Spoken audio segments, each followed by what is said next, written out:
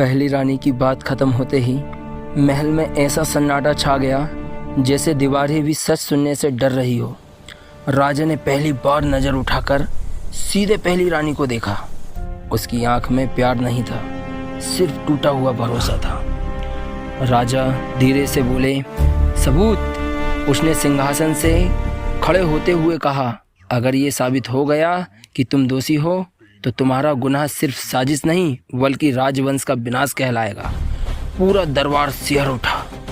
तीसरी रानी आगे बढ़ी। इस बार उसकी आवाज़ पहले से ज़्यादा भारी थी।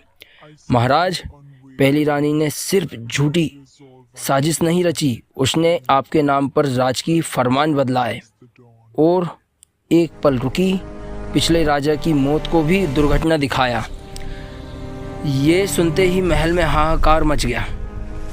मंत्री कांप गए, सिपाही पीछे हट गए। राजा के हाथ से तलवार जमीन पर गिर पड़ी।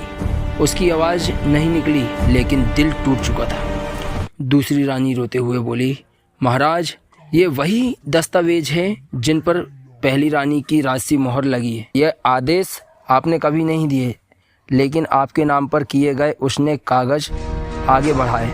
पहली रानी की मुस्कान अब डर में बदल चुकी थी।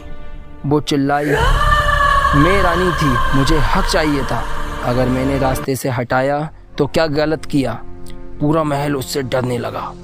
राजा की आवाज़ पहली बार कांपी, तुमने सिर्फ मुझे धोखा नहीं दिया, तुमने पूरे राज्य को अंधेरे में धकेला। उसने सिपाहियों को देखा, इस औरत को मौत नहीं दी जाएगी।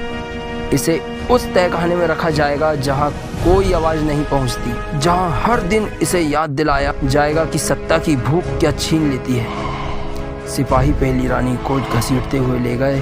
वो चीखती रही लेकिन कोई नहीं रुका। महल में डर बस चुका था।